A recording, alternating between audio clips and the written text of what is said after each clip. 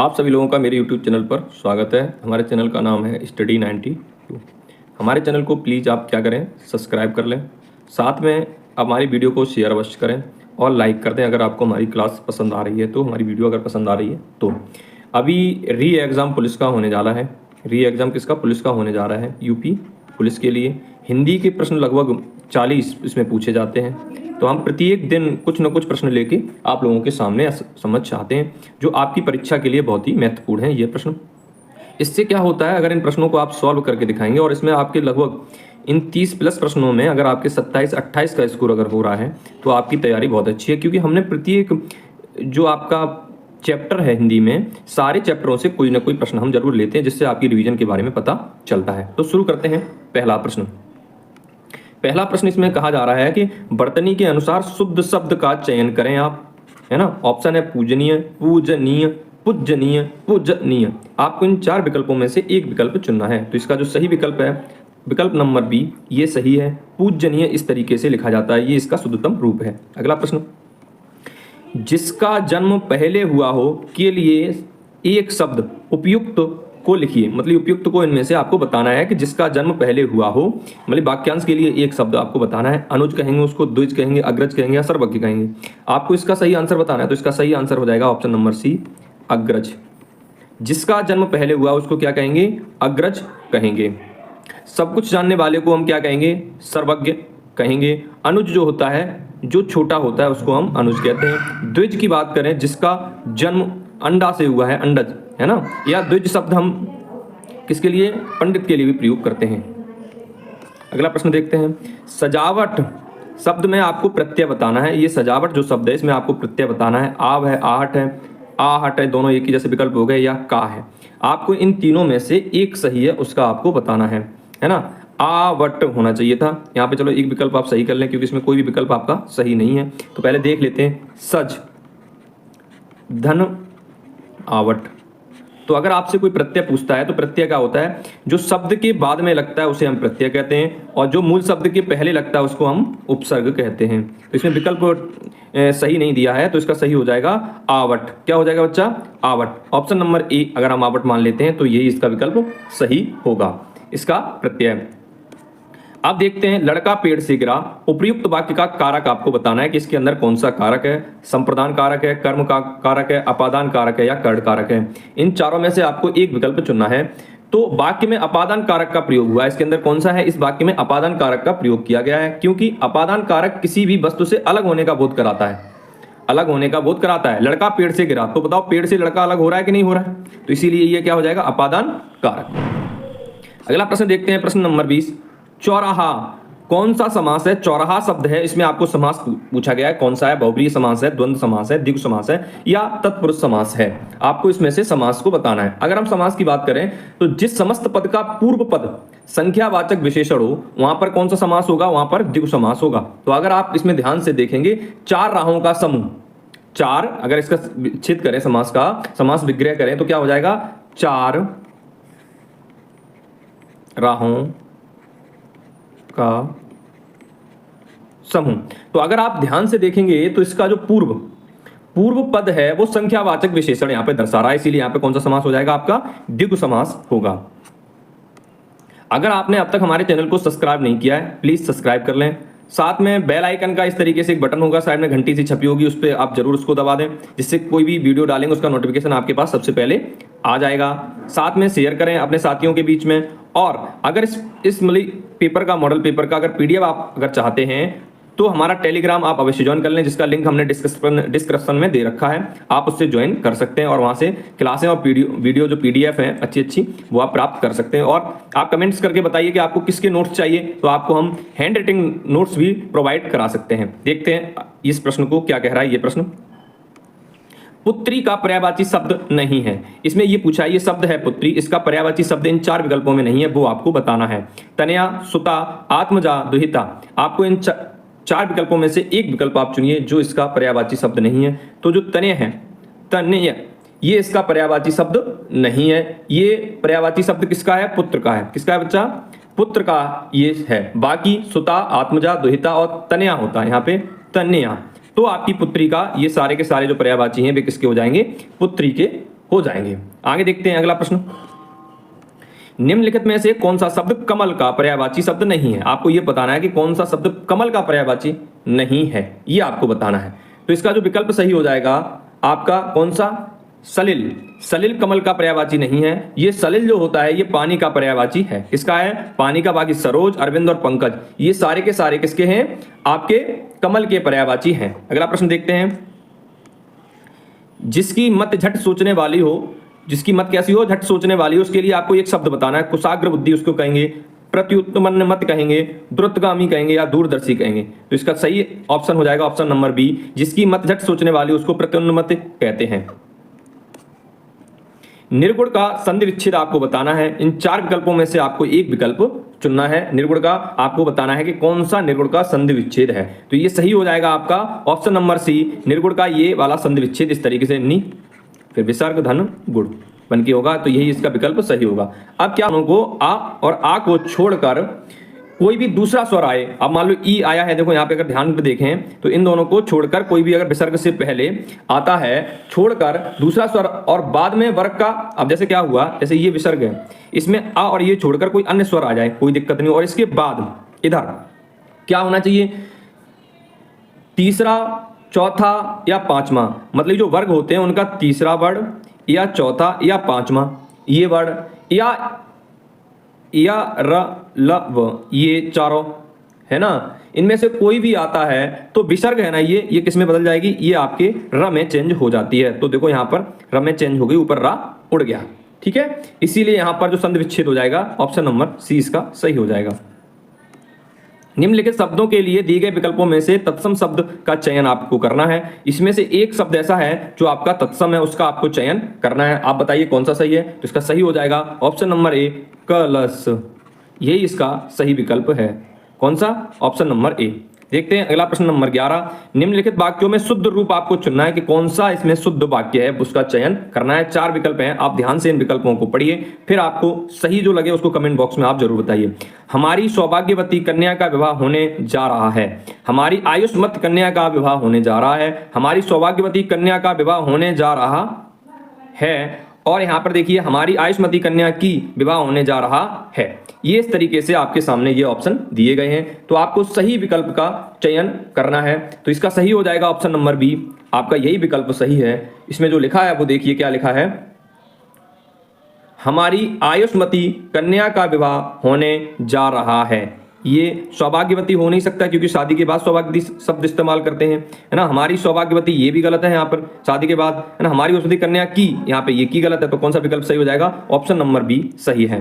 देखते हैं इस वाले में शुद्ध रूप आपको इस वाले वाक्य में जो सही है वो आप बताइए जल्दी से। तो ऑप्शन नंबर डी इसका शुद्धतम रूप है। यहाँ पे लिखा है, यहाँ पर यहाँ होना चाहिए, है ना, हमारे यहाँ नवयुवकों की शिक्षा का अच्छा प्रबंध है, ये आपका विकल्प सही है। ये भी नहीं, यहाँ पे इस तरीके से ये गलत है, हमारे यहाँ कोई शब्द नहीं होता, है ना, इस तरीके से ये यहाँ पर गलत है। तो इसका जो सही है विकल्प वो कौन सा? ऑप्शन नंबर डी 12 का सही है। लोगों ने शोरगुल करके डाकुओं को भगाया। उपयुक्त वाक्य में कारक बताइए। आपको कारक बताना है। लोगों ने शोरगुल करके डाकुओं को भगाया। कर्ता कारक है, कर्ण कारक है, संप्रदान कारक है या कर्म कारक है, आपको ये बताना है।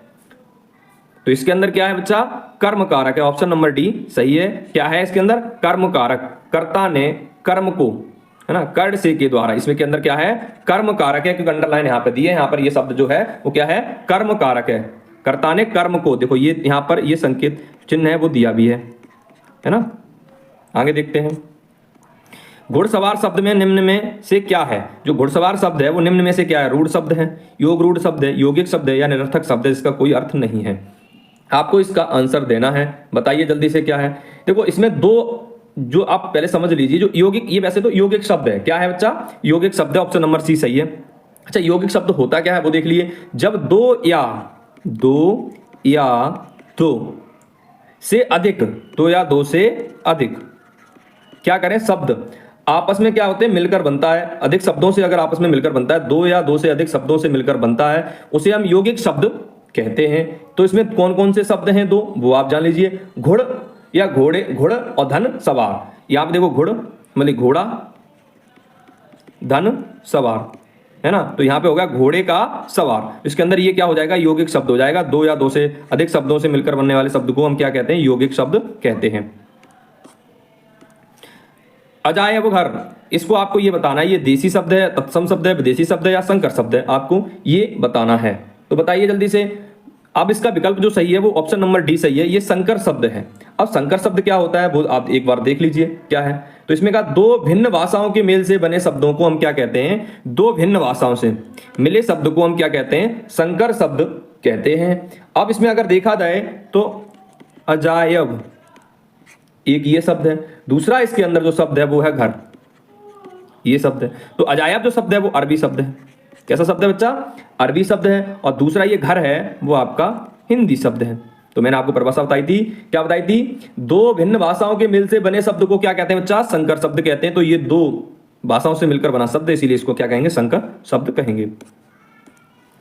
आचार का विलोम आपको बताना है, जो आचार शब्द है उसका विलोम बताना है इन चारों विकल्पों में से। अनाचार, अनाचार, अत्याचार, विचार, आपको एक विकल्प चुनना है। तो इसका जो सही हो जाएगा अनाचार, ऑप्शन नंबर बी सही है। इसका क्या हो जाएगा, अनाचार।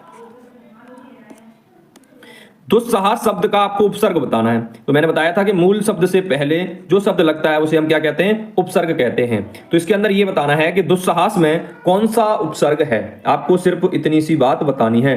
तो इसके अंदर क्या होता है, अगर इसको विच्छेद करें, दुस्धन साहस, तो इसके अंदर जो क्या हो जाएगा भैया, उपसर्ग दुस्साहस, ऑप्शन नंबर ए इसका सही हो जाएगा। ठीक है, आगे देखते हैं। अभिशाप शब्द में आपको उपसर्ग बताना है। शब्द है अभिशाप, उसमें आपको क्या बताना है, उपसर्ग बताना है। तो ये भी आगे लगेगा। तो अबे और धन साप, तो इसके अंदर कौन सा उपसर्ग हो जाएगा, अब ऑप्शन नंबर डी सही है। यथाशीघ्र शब्द में आपको समास बताना है। कौन सा समास है, अव्ययी भाव समास है, द्वंद्व समास है, कर्मधारय समास है या तत्पुरुष समास है। तो इसका ऑप्शन सही हो जाएगा ए, यथाशीघ्र में अव्ययी भाव समास है। जिस समास का पहला पद अव्यय हो, देखो यथा जो शब्द है वो अव्यय शब्द है, जिस समास का पहला पद अव्यय हो उसे हम अव्ययी भाव समास कहते हैं। ठीक है, तो इसका क्या हो जाएगा, यथा धन शीघ्र, तो इसका सही विकल्प है अव्ययी भाव समास। यथा शीघ्र में कौन सा समास होगा, अव्ययी भाव समास। महात्मा गांधी में अमूल्य गुण थे, इस वाक्य में अमूल्य शब्द क्या है, विशेषण है, संज्ञा है, सर्वनाम है या क्रिया है, आपको ये बताना है। तो इसका ऑप्शन सही हो जाएगा ए, क्या हो जाएगा बेटा, ऑप्शन नंबर ए विशेषण है। अमूल्य शब्द क्या है, यहाँ पर विशेषण है। कैसे जान लीजिए, वो ये कह रहा है कि संज्ञा या सर्वनाम की विशेषता बताने वाले शब्दों को हम क्या कहते हैं, विशेषण कहते हैं। संज्ञा की विशेषता बताए तो महात्मा गांधी की विशेषता बता रहा है, तो यहाँ पर क्या हो जाएगा, विशेषण हो जाएगा। तो ऑप्शन नंबर ए सही है। निम्नलिखित वाक्यों में क्रिया विशेषण युक्त वाक्य कौन सा है, जिसके अंदर क्या होना चाहिए, क्रिया की विशेषता बताने वाला क्रिया विशेषण शब्द पूछा है। मैं कल नहीं जाऊंगा, यह फूल सुंदर है, हवा धीरे धीरे बह रही है, आज हम स्कूल जाएंगे, आपको ये इसका आंसर बताना है।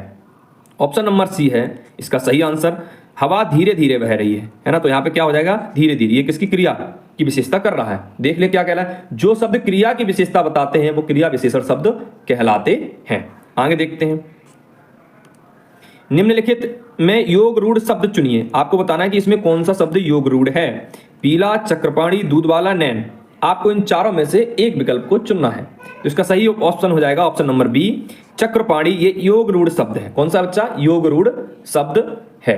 अब जान लेते हैं योग रूढ़ शब्द। वे शब्द जो यौगिक तो होते ही हैं, परंतु जिनका अर्थ रूढ़ मतलब विशेष अर्थ हो जाता है वो योग रूढ़ शब्द कहलाते हैं। जैसे यहाँ पे शब्द है चक्र धन पाणी, है ना, चक्र धन पाणी, तो यहाँ पे शब्द हो गया चक्रपाणी। शब्द क्या बन गया बच्चा, चक्रपाणी शब्द बना। अब चक्रपाणी विशेष अर्थ के बारे में बात चल रही थी, तो चक्र धारण किया हो जिसने, अर्थात विष्णु के लिए कहा जा रहा है। यहाँ किसी तीसरे का अर्थ बोध हो रहा है, इसीलिए यहाँ पर योग रूढ़ शब्द है।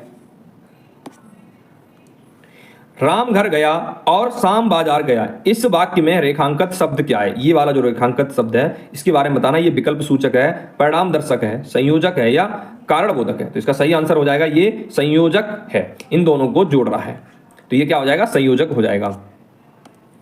तिरस्कार सूचक अव्यय है, इसके अंदर जो तिरस्कार सूचक अव्यय कौन सा वाला है, इसमें आय है, अरे है, छी है, उप है। आपको तिरस्कार सूचक अव्यय आपको बताना है इनमें से, इन चारों में से कौन सा है, आपको ये बात बतानी है। तो बताइए ऑप्शन नंबर सी छी, ये तिरस्कार करते हैं ना ऐसे आहा, तो एकदम आश्चर्यचकित, अरे ये क्या हो गया उफ, लेकिन छी शब्द है वो हम क्या तिरस्कार कर रहे हैं, छी धिक्कार, इस तरीके से।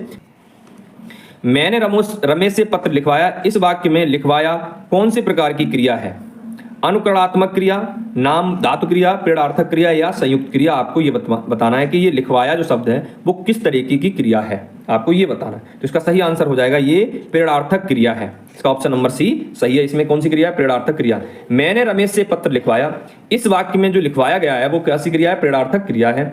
जिन क्रियाओं से इस बात का बोध हो कि कर्ता स्वयं कार्य न करके किसी दूसरे को कार्य करने के लिए प्रेरित करता है, वहां पर प्रेरणार्थक क्रिया कहलाती है। जैसे इसके अन्य उदाहरण भी दे सकते हैं, जैसे पढ़वाना, करवाना, लिखवाना, दिखवाना आदि। ठीक है, इतना आप जान गए।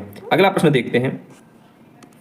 निम्नलिखित में से कौन सा वाक्य संदिग्ध वर्तमान काल का उदाहरण है?